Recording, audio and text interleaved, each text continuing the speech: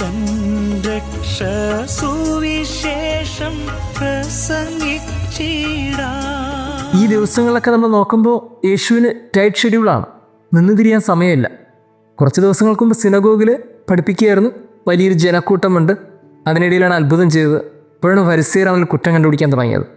പിന്നീട് അവിടെ നിന്ന് ഒന്ന് റിലാക്സ് ചെയ്യാമെന്നൊക്കെ കരുതി പത്രോസിൻ്റെ വീട്ടിലേക്ക് പോയി. അവിടെ യേശു വന്നെന്നറിയുമ്പോൾ അവിടെ വലിയ ജനക്കൂട്ടമാണ്. അവിടെയും അവൻ പഠിപ്പിച്ചു, കുറേ അത്ഭുതങ്ങൾ ചെയ്തു. പിന്നീട് അവിടെ നിന്ന് അല്പം മാറി വിജന സ്ഥലത്തേക്ക് പോയി. അവിടെയും ജനക്കൂട്ടം വരുന്നതെന്നറിയുമ്പോൾ യേശു അടുത്ത പട്ടണത്തിലേക്ക് പോകാൻ തീരുമാനിക്കും. നോക്കുമ്പോൾ അവിടെയും ജനക്കൂട്ടം വന്നു. അവിടെയും കുറേ അധികം പേര് വന്നു. അവിടെയും അവൻ പഠിപ്പിച്ചു. പിന്നീട് പേര് പോലും വെളിപ്പെടുത്താത്ത ഒരു വീട്ടിലേക്ക് അവൻ ചെന്നു. ആരും അറിയാതെ ഒന്ന് റിലാക്സ് ചെയ്യാൻ വേണ്ടിയായിരിക്കും പോയത്. നോക്കുമ്പോൾ അവിടെ മേൽക്കൂര പൊളിച്ചൊക്കെയാണ് യേശുവിനെ കാണാൻ ആളുകളെത്തിയത്. അങ്ങനെ എവിടെ പോയാലും വലിയൊരു ജനക്കൂട്ടം അവിടെ പഠിപ്പിക്കുകയും അത്ഭുതങ്ങൾ ചെയ്യുകയും ചെയ്യുന്ന ക്രിസ്തു. ഇതാണ് ഈ ദിവസങ്ങളൊക്കെ നമ്മൾ കണ്ടുകൊണ്ടിരിക്കുന്നത്. അവസാനം വീണ്ടും യേശു സിനഗോഗിലെത്തിയതാണ് ഇന്നലെ നമ്മൾ കണ്ടത്. അവിടെ വലിയൊരു ജനക്കൂട്ടം. അതിനിടയിൽ കൈശോഷിച്ച ഒരുവിനെ യേശു സുഖപ്പെടുത്തുന്നു. ഫരിസേയർ രണ്ടാമത്തെ കുറ്റം കാണലാണ്. യേശുവിന് ഇപ്പോൾ കാര്യങ്ങൾ പിടുത്തം കിട്ടി. ഇനി ഈ ഭാഗത്തൊന്നിട്ട് കാര്യമില്ല. അതുകൊണ്ട് യേശു പതുക്കെ ഗലീലി കടൽത്തീരത്തേക്ക് വരികയാണ്. ഗലീലി കടൽത്തീരത്തേക്ക് ഒന്ന് കാറ്റുകൊള്ളാന്നൊക്കെ പറഞ്ഞു വരുമ്പോൾ അവിടെയും വലിയൊരു ജനക്കൂട്ടം ക്രിസ്തുവിനെ തേടി ആളുകളൊക്കെ എത്തുന്നു. എനിക്ക് പെട്ടെന്ന് ഓർമ്മ വരുന്നത് ഒരു കോമഡി സ്കിറ്റിൽ കേട്ട ഒരു തമാശയാണ്. 10,000 നല്ല നെല്ലുണ്ടെങ്കിൽ എലിയങ്ങ് 3 വരും.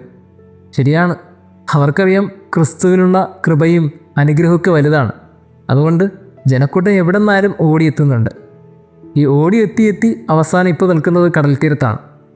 വചനം പറയുന്നത്, അവൻ ആൾത്തിരക്കിലിടൽപ്പെട്ട് ഞെരുങ്ങാതിരിക്കുന്നതിന് അവൻ ശിഷ്യന്മാരോട് ഒരു വെള്ളം ഒരുക്കാൻ ആവശ്യപ്പെട്ടു. എത്ര മനോഹരമായിട്ടാണ് ഗോസ്പൽ പോകുന്നതല്ലേ. വലിയൊരു ജനക്കൂട്ടം, അതിൽ നിന്ന് യേശു ഒരു വെള്ളം ഒരുക്കാൻ വേണ്ടി ആവശ്യപ്പെടുന്നു. നമ്മൾ ശ്രദ്ധിക്കേണ്ട ഒരു കാര്യം, യേശു പോയ പലയിടങ്ങളുണ്ട്. സിനഗോഗുണ്ട്, പത്രോസിൻ്റെ വീടുണ്ട്, പേര് പറയാത്ത ഒരു വീടുണ്ട്, വിജന സ്ഥലമുണ്ട്. ഇങ്ങനെ ഒത്തിരിയേറെ ഇടങ്ങളുണ്ട്. ഇവിടെ എല്ലായിടത്തും ജനക്കൂട്ടം വരുമ്പോൾ യേശു ചെയ്ത ഒരേ ഒരു കാര്യമുണ്ട്. അത് പോകുന്നിടം അവൻ പുൽപ്പിറ്റാക്കി മാറ്റി. അതാണ് യേശുവിൻ്റെ ഒരു പ്രത്യേകത. എവിടെ നിൽക്കുന്നു അവിടെ പെട്ടെന്ന് അവന് വചനപീഠമാക്കി മാറ്റുന്നു. അവരെ പഠിപ്പിക്കാൻ തുടങ്ങുന്നു. യേശു ഈ ഭൂമിക്ക് നൽകിയ ഏറ്റവും മനോഹരമായ സന്ദേശമായി എനിക്ക് തോന്നുന്നത് ഇത് തന്നെയാണ്. ഒരു കടൽത്തീരത്ത് നിൽക്കുമ്പോഴും ഈ വലിയൊരു ജനക്കൂട്ടത്തെ കാണുമ്പോൾ അവൻ അവരെ പഠിപ്പിക്കാനായിട്ട് ഒരു വെള്ളം ഒരുക്കാൻ വേണ്ടി ആവശ്യപ്പെടുന്നു. എന്നിട്ട് ആ വെള്ളത്തെ അവൻ പുൽപ്പിറ്റാക്കി മാറ്റുന്നു. അവിടെ നിന്ന് അവൻ വചനം പഠിപ്പിക്കാൻ തുടങ്ങുന്നു. ഇത് ക്രിസ്തുവിൻ്റെ ഒരു പ്രത്യേകതയാണ്. ആയിരിക്കുന്നിടത്ത് അവൻ ദൈവവചനം പറഞ്ഞു കൊടുക്കുന്നു. ആയിരിക്കുന്നിടത്ത് അവൻ അവരെ ദൈവത്തിലേക്ക് അടുപ്പിക്കുന്നു. എത്ര മനോഹരമായിട്ടാണ് ക്രിസ്തു തൻ്റെ മിഷൻ ഈ ഭൂമിയിൽ ചെയ്തു തീർത്തതല്ലേ. മനുഷ്യർ എന്തിനു വേണ്ടിയാണോ അവൻ്റെ അടുത്ത് വന്നത്, അവൻ അവരെ അതിൽ നിന്ന് ഒരു പടി കൂടി മുകളിലേക്ക് ഉയർത്തുകയാണ്. എല്ലാവരും അത്ഭുതങ്ങളും അടയാളങ്ങൾക്കും വേണ്ടി ക്രിസ്തുവിൻ്റെ പിന്നാലെ വരുമ്പോൾ അതൊന്നും ചെയ്തില്ല എന്നല്ല, ചെയ്തു. പക്ഷേ അതിൽ നിന്ന് അവരെ ഒരു പടി കൂടി അവൻ ഉയർത്തി. കുറച്ചും കൂടി വചനത്തോടും ദൈവത്തോടും അവൻ ചേർത്ത് പിടിപ്പിച്ചു. അതാണ് ക്രിസ്തുവിൻ്റെ ഒരു പ്രത്യേകത. നമ്മൾ ഈ ഭൂമിയിൽ ചെയ്യേണ്ട ഒരു കാര്യം എന്താണെന്ന് ചോദിച്ചാൽ എനിക്ക് തോന്നുന്നത് ഇത് തന്നെയാണ്. നമ്മൾ ആയിരിക്കുന്നിടം ഒരു വചനപീഠമാക്കി മാറ്റുക. ഗോസ്പൽ, സുവിശേഷം സംസാരിച്ചു തുടങ്ങണം. നമ്മൾ ഒരു ഭക്ഷണശാലയിലൊക്കെ ഇരിക്കുമ്പോൾ നമ്മൾ എന്തിനെക്കുറിച്ചാണ് സംസാരിച്ചുകൊണ്ടിരിക്കുന്നത്? നമ്മൾ ഒരു കളിസ്ഥലത്ത് നിൽക്കുമ്പോൾ നമ്മൾ എന്തിനെക്കുറിച്ചാണ് സംസാരിച്ചുകൊണ്ടിരിക്കുന്നത്?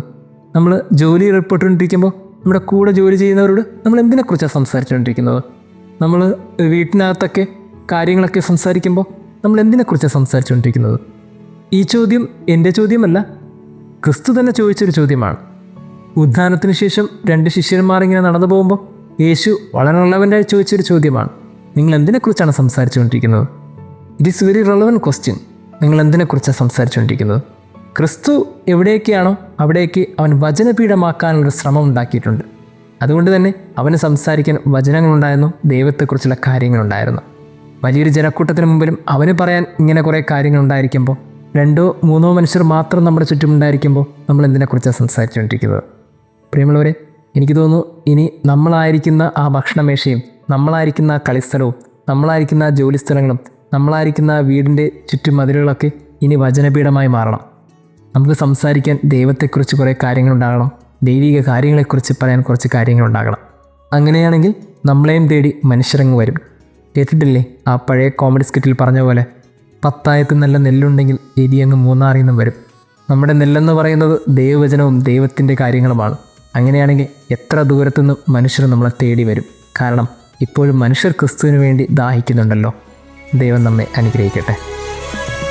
വിശുദ്ധരേ വിശുദ്ധരേ വിശുദ്ധ വിളി കൊണ്ട് വിളിച്ച നമ്മെ തൻ രക്ഷയ്ക്കായി വിളിച്ചുവല്ലോ.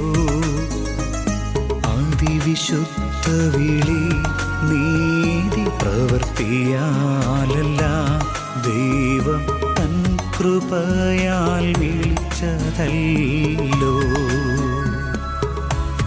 ദൈവം തൻ കൃപയാൽ വിളിച്ചതല്ലോ.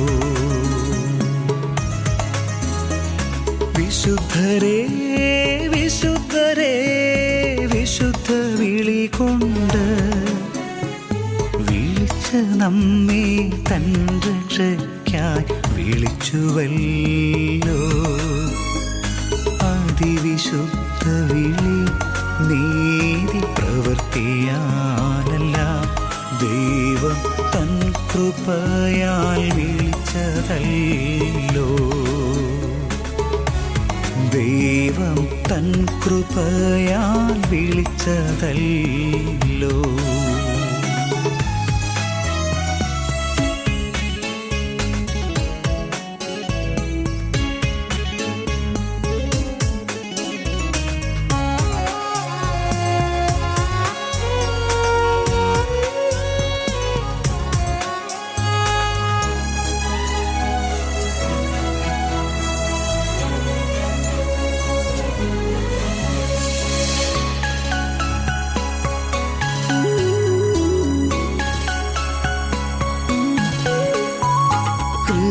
ക്രിസ്തേശുവിൽ സകല കാലത്തിനും മുൻപേ രക്ഷ നൽകപ്പെട്ടതാൽ മരണത്തെ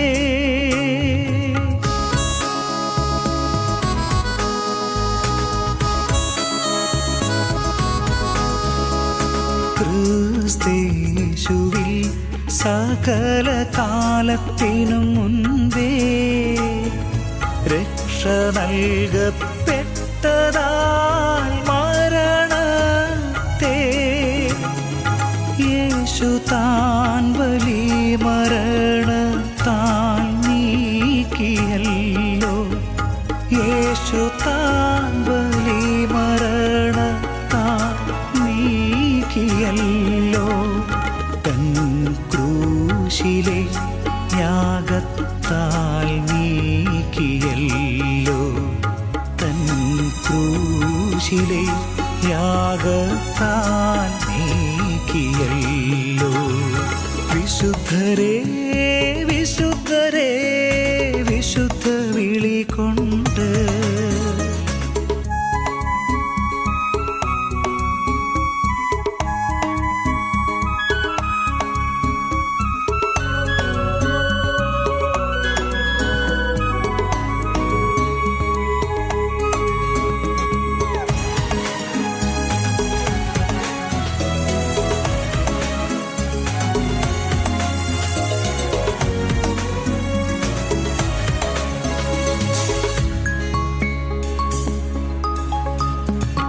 ഉദിച്ചുവല്ലോ സുവിശേഷത്തിൻ ശക്തിയും, വെളിപ്പെട്ടല്ലോ ജീവനും അക്ഷയതയും.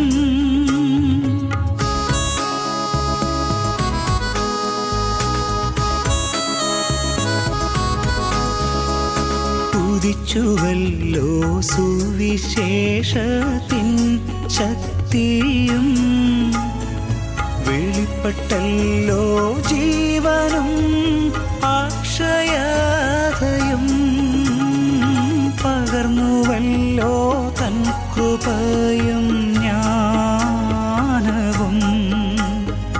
പകർന്നുവല്ലോ തൻ കൃപയും ജ്ഞാനവും.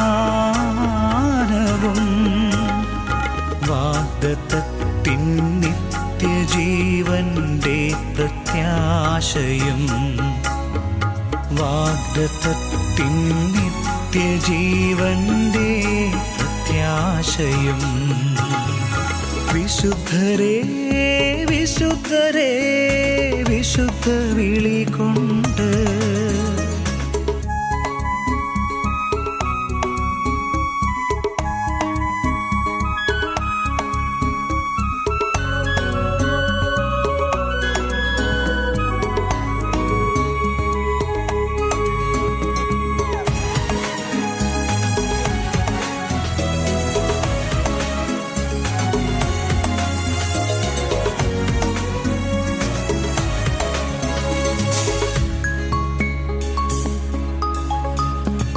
ധൈര്യവും കൃപയും നൽകിയല്ലോ തൻ രക്ഷ സുവിശേഷം പ്രസംഗിച്ചിടാം.